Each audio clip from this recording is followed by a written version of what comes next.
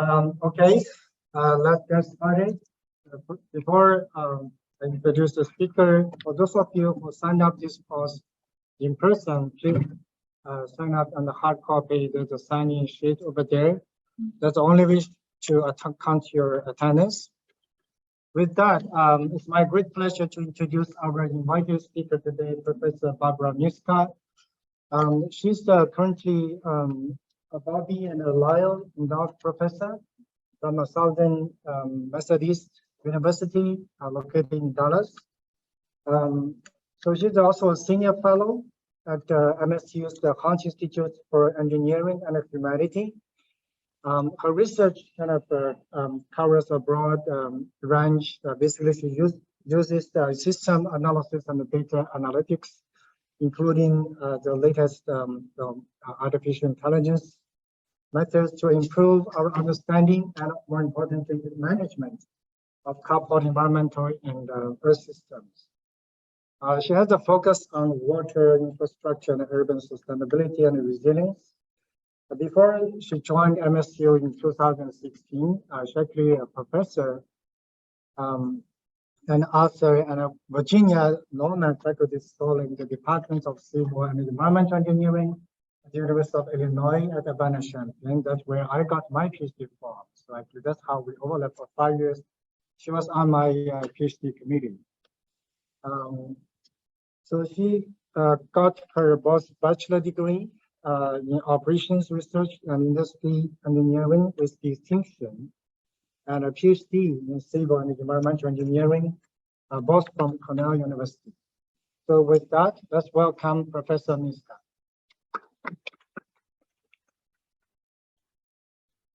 Thank you.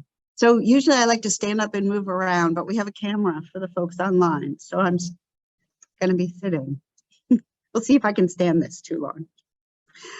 So today I'm going to talk to you about my PhD student's work. She just defended her dissertation in August, and that is Arefa Safia Mogadam. And her topic is on using crowdsourced navigation data in order to be able to predict roadway pluvial flash flood. So, let's see if this is going to change. Here we go. So what is pluvial flash flooding? Most people are more familiar with what's called fluvial flash flooding with an F, and that is river flooding or coastal flooding. And if any of you are around when Hurricane Harvey rolled through, I'm sure you're very familiar with both of those. You're probably also familiar with pluvial with a P flash flooding, but it's not as well known. And that is where the stormwater system, the drainage, is overwhelmed and backs up when the rainfall comes down so quickly that it can't keep up. So it has not been very well studied. People have often thought, well, that problem is solved. We don't need to deal with it. A little bit of runoff, no problem, but there have been cases where cars have been swept away. People have lost their lives because of this kind of flooding. And the little pictures here, this is a highway in Dallas. You can see that's really not something to joke about. This is another flooding here that happened. I think that actually might be. Oh yeah, these are the three kinds. This is pluvial in the street, fluvial in the river and ocean. The biggest problem with studying pluvial flash flooding is that there's very little data, and it happens at it's very fast. The water runs off really quick. Now with climate change, storms are getting a lot more severe. So we're having more of these big storms causing flooding.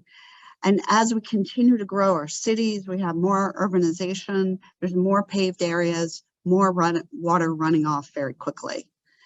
And then we have aging infrastructure as well. A lot of the infrastructure in the older areas of cities is very designed for much smaller storms, like a 5-year storm, if you're familiar with. And we're having many 100-year storms now. They're having to shift the definition of the storms, how large one is. So we're focusing on risk here. And to look at risk, there are 3 aspects. So you have to have some kind of hazard, which is one that can potentially produce problems, destructions. Vulnerability is the second. So the potential for the system to be harmed. That's potential. The hazard never comes through. Nothing will happen. Exposure is how many people actually are harmed. So you have to have all three in order to have risk. So in this case, the hazard is rainfall. The vulnerability is the locations where the water accumulates and when there isn't sufficient drainage. And then the exposure, in this case, we're focused on roadways because this is an observation that drivers need to know where the flooded roadways are. And if you've been out there when there's flooding happen, it's very frustrating because you don't know where it's safe to drive until you're right upon the flooding. And that's why a lot of people drive through. So the exposure piece is driven by how many cars come through. If no cars come through, there's no risk, even if it's flooded.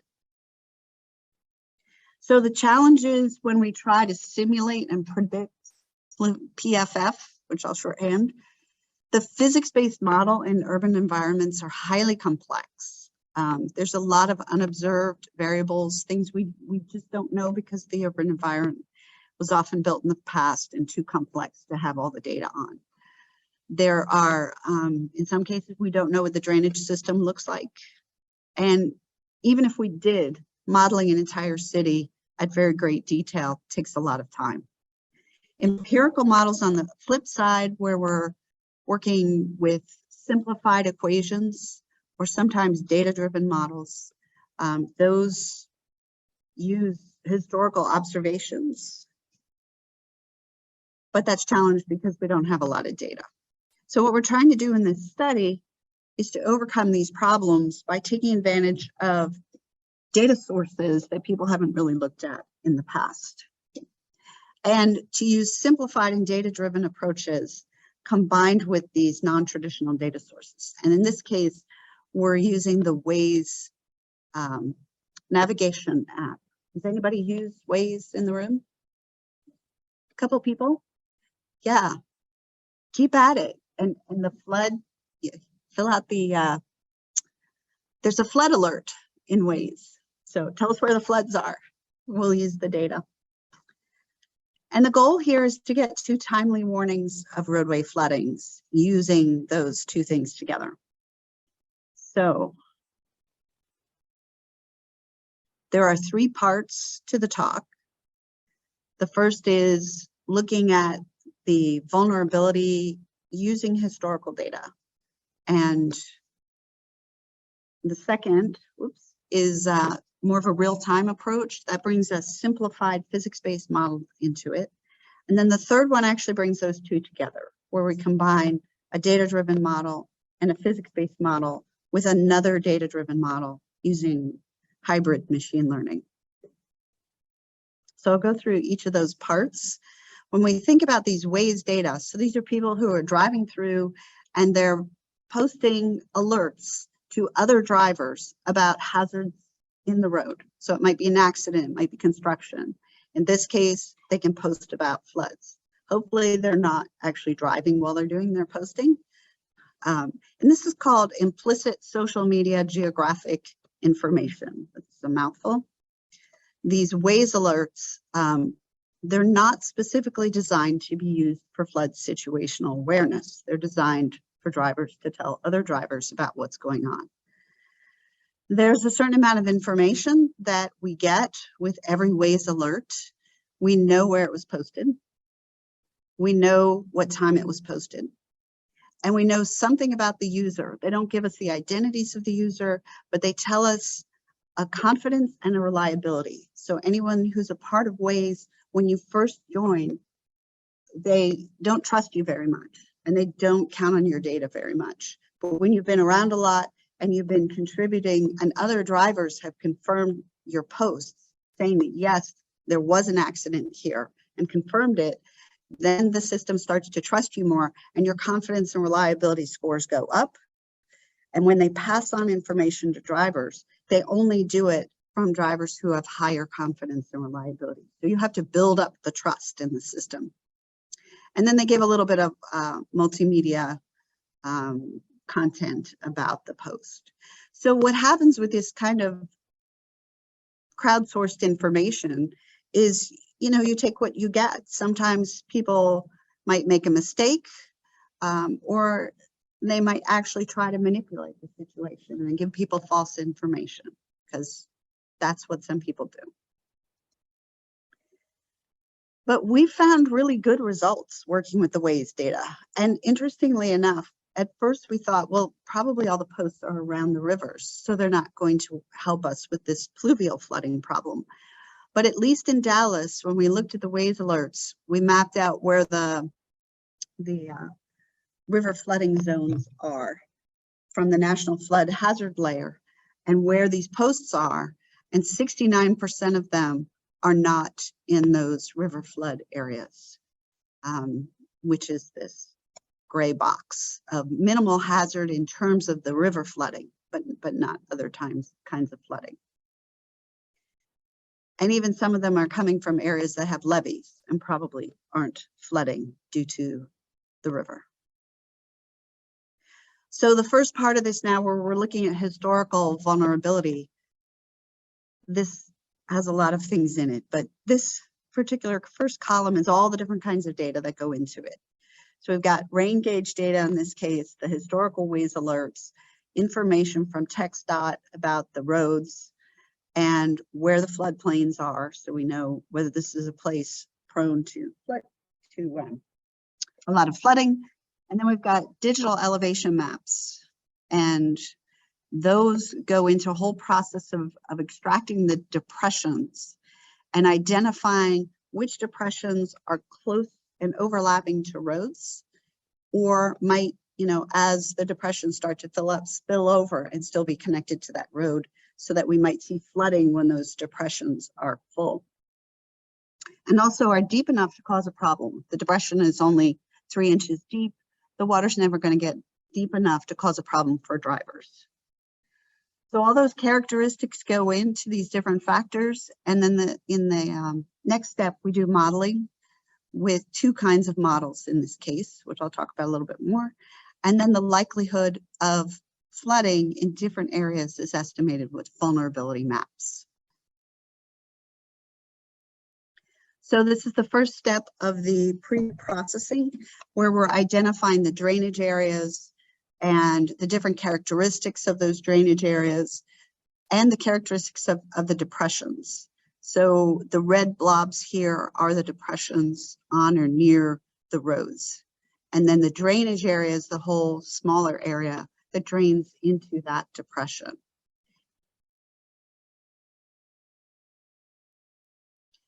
And then when those small ones, level 1s, fill, those depressions start to spill over. And then the level 2 depressions, the larger ones that these small ones are within, start to fill. So that process also goes up to level 3 depressions, which are even bigger. And we can see how this one sprawls across the roadway. So we're looking at these depressions that are big enough to cause a problem with drivers.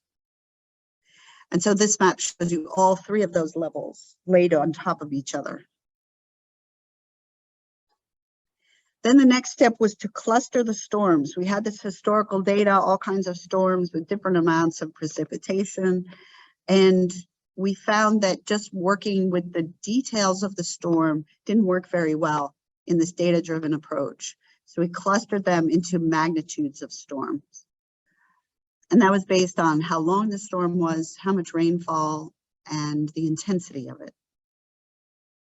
So there were 3 clusters that fell out of this analysis: severe storms, which have higher rainfall, total amount, and intensities in terms of how much is falling over a short period of time. And we have moderate storms and we have light storms. And then figuring out too, between storms, how long, what's the inter-event time before you call it a new storm? That part had to be determined too. So once we had our storms, we know how much rain is falling on these things. We have our flood alerts. We have to figure out which flood alerts go with which depression, because as people were driving through, they're not necessarily posting right when they're on top of the depression. Usually they're posting beforehand when they might see it ahead of them, or afterwards after they've gone through it. So that required some by hand assessment of looking at where the different posts are. That's what these little cars are. And we see alerts that are pretty far away from a particular depression. We call those noise. They're not really correct or not associated with this depression. And we cluster these that are close by around that depression.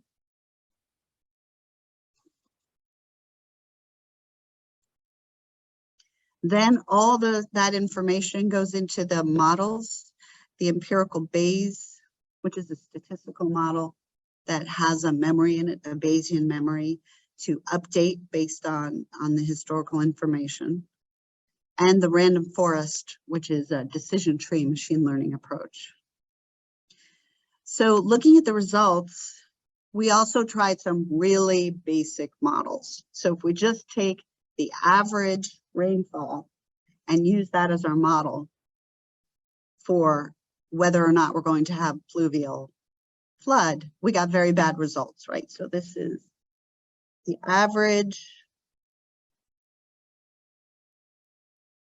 I can't even read this little print. Average prediction and the count of how many times that depression was flooded across the historical period that we're looking at is on the x-axis. So the data would fall, you know, this should be a line between these two, because as the precipitation gets higher, we should see more of these depressions getting flooded, and these are scaled so that we'd want to see them along the line. This is a very bad model. We also average by storm, also a very bad model. Random forest is doing better with the smaller storms closer to this line, but for the big storms, it's further away, not so good. The negative binomial is the first step of the empirical Bayes, and that one is probably about the same as the random forest. But when we start to bring in this Bayesian posterior into the model, we start to do a lot better. And with the ones that are flooded more frequently, we're drifting a little bit, but at the lower end, we're doing quite well.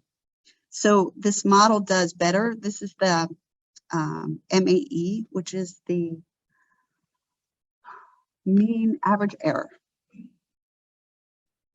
So you can see this mean average error is much smaller for the empirical Bayes than for the other ones.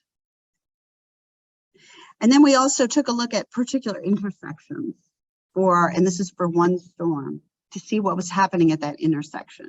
So the red here is our predictions that say we have a very high risk of flooding happening in this depression during this storm.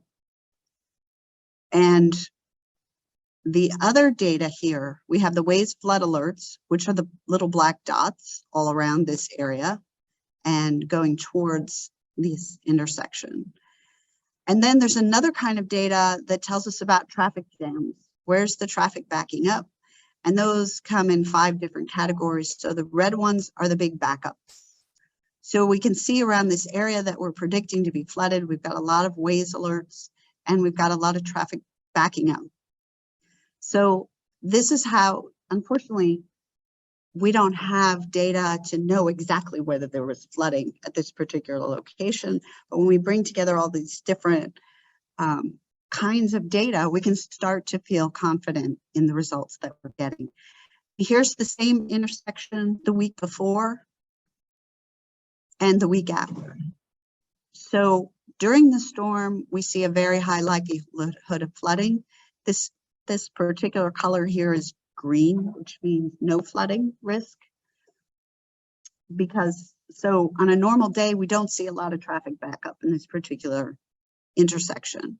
So that's what gives us some confidence that it's flooding that's causing this backup.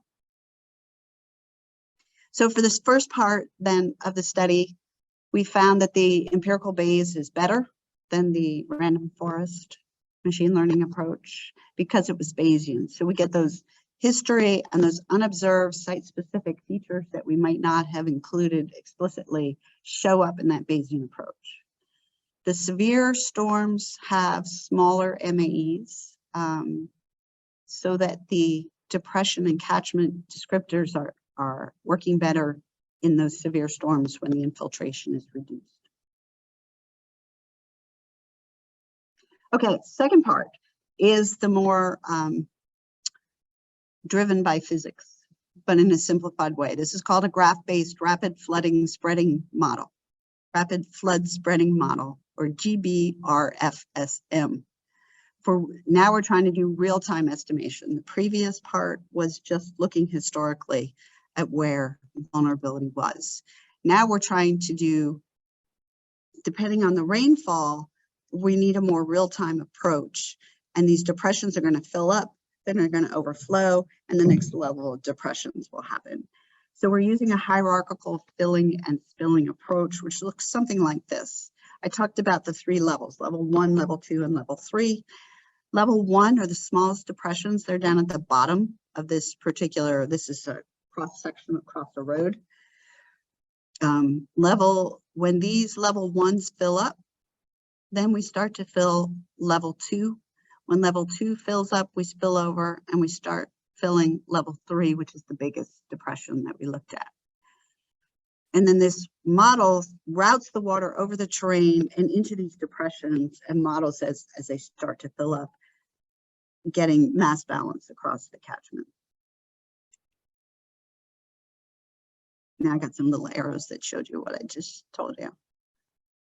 All of that is linked to a graphic approach using the digital elevation models, or DEMs. We're setting these up as a network of depressions across the topography. So we've got rain that happens here. The subbasins are the turquoise, where the rain starts to fall and it goes into these level 1 depressions here. And then that starts to spill over into level 2 depressions. There might be a graphic here. Yes, there goes the rain. It lands there. That was the last graphic. And then eventually goes to level 3. And once it's filled in level 3, it goes to the outlet. So we're routing the rainfall down through this network of depression across this catchment. And we're seeing the different edges tell you what is being connected as a part of the network. So it's a simplified physics model, not looking at all the complexity.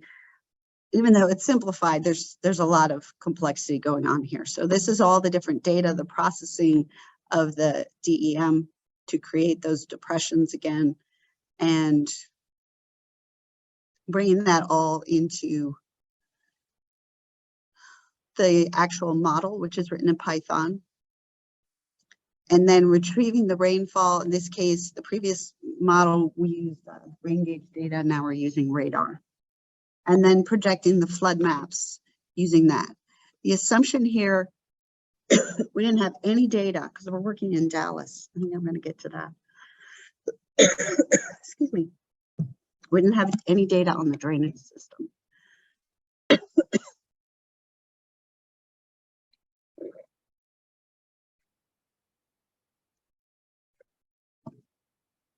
So the assumption here is that the drainage system is full right away, which of course isn't actually true. So we're looking at a worst case scenario where the drainage system is completely backed up and the water is just running all over the place. And then we're comparing, in this particular watershed, there's a SWIM model, which is a much more complex physics-based model. So we were comparing the results with that.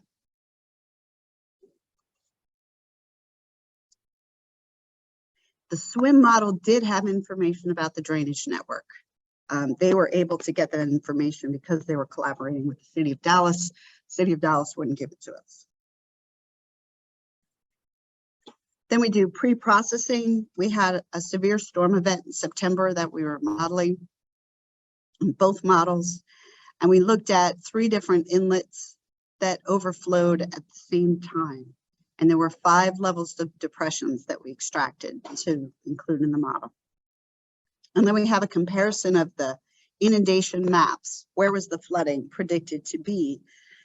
And if you can see this, the average overflow, this is where the drainage is overflowing because the stormwater system can't take it anymore. And then the purple is for the very deep depressions. The green is the shallowest and the red is in between.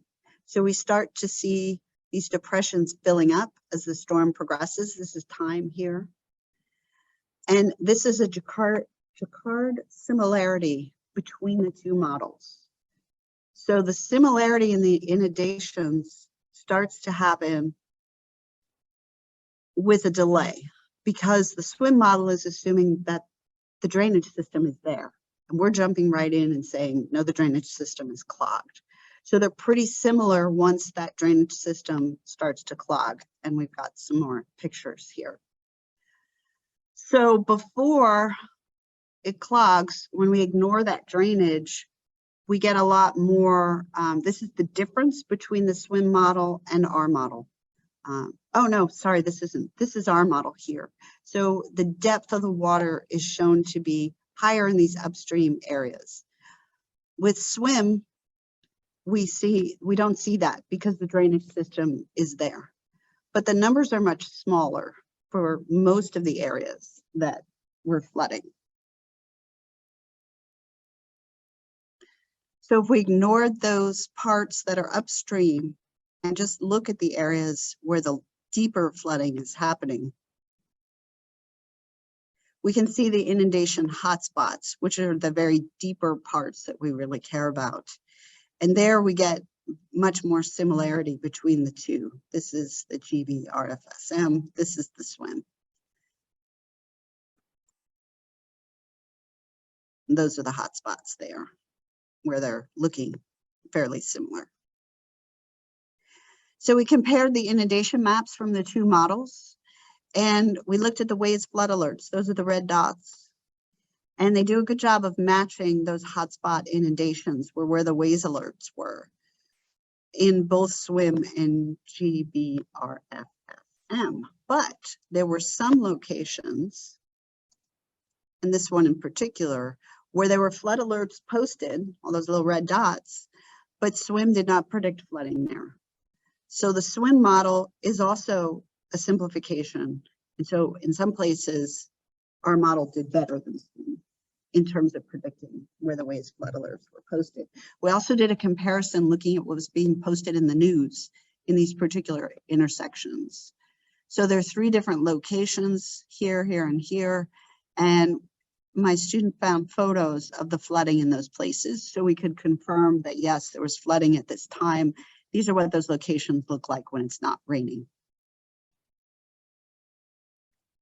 So to conclude this part about the more mechanistic approach, there's general agreement in those very hotspot inundated areas. GBRFSM identified some hotspots that were not caught by SWIM. But the issue of not having the drainage system is definitely a problem in terms of comparing those two models. And that's why in the next section, we're going to bring in the crowdsourced data so that we can bring in some of those unmodeled factors like the drainage system. So going back to our model, we've got those 3 pieces of risk. In this third model, this is where we start to put it all together and estimate risk. Because now we've only been looking at vulnerability and hazard. But exposure, we got to look at, are people actually being exposed to this hazard and vulnerability? Otherwise, there's no risk. So these are all the different inputs into this model, which is a machine learning model. So it's got the vulnerability results from the 2 previous models, the GBRFSM, the physics-based one, as well as that empirical Bayes regression model. Those feed in as indicators of vulnerability. Then we've got the exposure variables about the traffic being around and the time of day and the road classification, and then all the variables about the hazard. So all those feed into the model. We looked at 3 different models, machine learning models, and estimated the PFF risk no longer vulnerability, based on matching with the Waze flood alerts. So the Waze flood alerts are the data source for this one. Part of the problem when you work with these kind of data is that you get a whole lot of observations where there is no flooding and not that many observations where there is flooding. So we have a very imbalanced data set, which is not so good for machine learning. So we had to take some steps to avoid the problems that come from that. Here's our Dallas case study. In this case, we're looking at specific intersections and not the larger area. We've got 10 storm events that were used for training the machine learning model. This is where you're fitting the parameters to it. And then 5 testing storm events, which is where we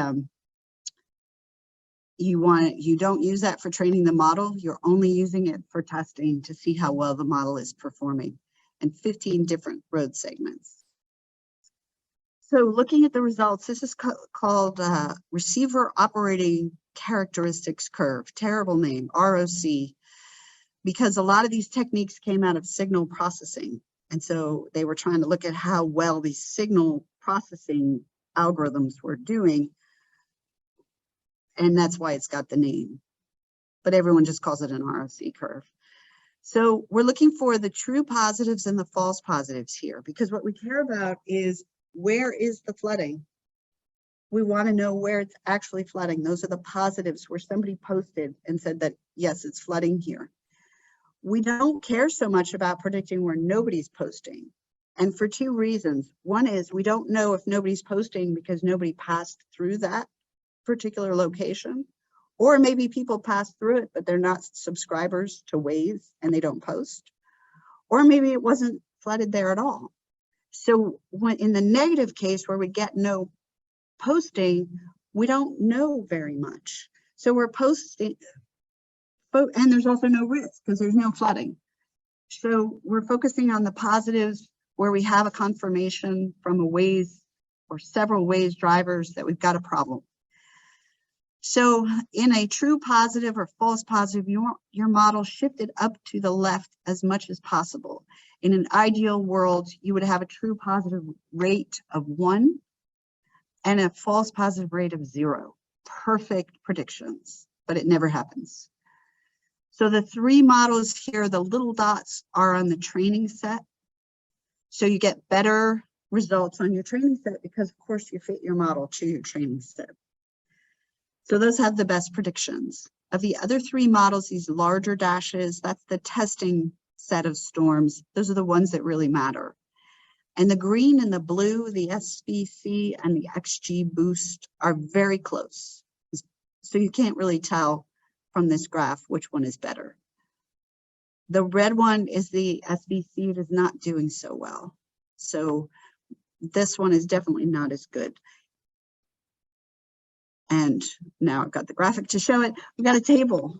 If you're into machine learning statistics, here's all the different indicators that people look at.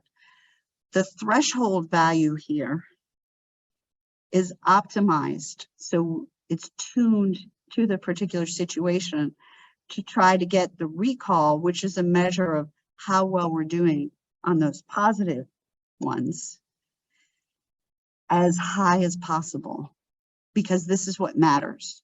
So the RFC model had the best recall, which means that it predicts 73% of the flood risk observations, 73% of the posts that people gave in that testing data set. And this threshold was tuned to get a 90% prediction rate in the training data set. So it did much better in the training set, as we would expect. Looking at a little bit more closely, the models, in this case, a little complicated graphs. The precipitation over the last 2 hours is on the y-axis. The maximum inundation depth in meters is on the x-axis. So you've got your deeper depressions over here to the right and your larger storms going up. And then the risk probability is, we're actually getting a probability out of these models of what's the risk from 0 to 100% that there will be some exposure to this flooding. And so the larger dots have the higher risks. Both those two models that I mentioned that were better predict minimal risk. So the dots are very small if the precipitation that's accumulated is less than 10 millimeters, which is this level right here. And we expect to see that. In the, they predict no risk, these areas here, where we're seeing deep depressions, but lower levels of precipitation. These are the true negatives, the ones that really aren't flooding according to the WASERs, although we don't know exactly how to interpret them. In after midnight, which is this red area, and in the early morning, which is the light blue, we see that most of these deeper depressions are during the night when there aren't many drivers going through to post and say that there is flooding. So we expect that those might be undetected flooding going on in these deeper depressions, but we don't know for sure because there's no WASE alerts then. But if there's no drivers on the roads, there's no risk because nobody's getting exposed.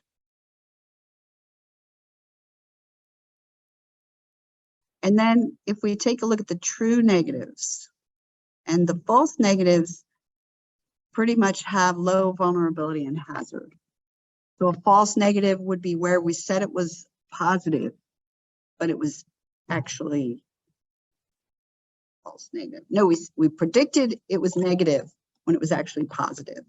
And generally that happened with low vulnerability and hazard where the risk wasn't observed. And this is the false negatives. They have low vulnerability and low hazard down here in the corner instead of the other one that has them spread out. Here's the false positives. We see this area where there's a lot of rainfall, but we're not seeing the risk to the levels we might expect because, again, those are nighttime. So they're all pink and red there. So to conclude, we've taken those two models, put them together, and fed these other attributes into this machine learning model to see how well it would do. We found that the daily traffic and the size of the road really weren't very good indicators, but the amount of inundation and the likelihoods that we got from the other two models were very helpful for predicting the hazards and the vulnerabilities. And the time of day turned out to be very, very important as to whether there were drivers being exposed or not. And the mispredictions that had high hazard and vulnerability mostly occurred during low exposure times. So just to summarize overall then, we had this novel data source that we brought in to see how well it was going to do, and deployed this whole different suite of models that did pretty well, not perfect, but pretty well, getting some information out of these WASE data. And we were able to predict the risk to a 73% level, which is not bad, considering how little is known about these systems. So what could we do for future work? Well, one of the problems is not having the drainage system like we have in Dallas. In Houston, you're fortunate because the data are available about the drainage system. And so that's what we've been here talking about with Professor Lee and Taher, did I get it right? And their paper that just came out, where they're estimating where the drainage system is by what's happening on the surface, because the pipes tend to run along the streets. So we're looking at that as could be a good possibility to bring in the drainage part of our model that's missing and is causing some of those errors. Also, there's a whole lot of other data out there. There's places where they're putting in sensors. There's video footage, whether from people posting or from city or state road cameras. And I was just over meeting with the city of Houston. They've got a bunch of information. There's cameras on a lot of the downtown street corners and sensors that are there. There's also some crowdsourced flooding apps, and the one I know of in particular is called CASA City Warn. That is very high resolution radar data that people can subscribe to and get. It's actually part of a research study. So they send surveys to drivers that they see with their apps are driving through flooded areas, and they ask them why they drove through it. And it turns out that people tend to drive through flooded areas when the car in front of them drives through the flooded area. And if the car in front of them turns around, then they turn around too. So it's a very social problem, like lemmings going over the cliff, as to whether people go through flooded areas. So there's a whole lot of other information we could bring in, and that's why I'm thinking of moving the whole case study to Houston instead of Dallas, because we get better data if we do that. And there's a lot more flooding in this area than there is in Dallas. So another part of this too is, if we're really going to look at flooding, we've got to bring in the other kinds of flooding into a single model. So somehow that has to happen. Also, flood protection measures are not considered here if there's an area with levees, for example. And we need more ground truth data, more WAYS data over time. Keep posting to WAYS. And we could also potentially increase the data resolution for some of the different attributes that we used. So there's our acknowledgement for our funding, and I'll stop there.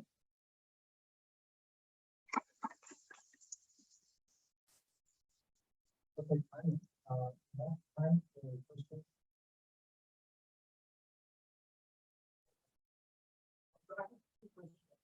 How do you consider integrating social vulnerability database into community vulnerability?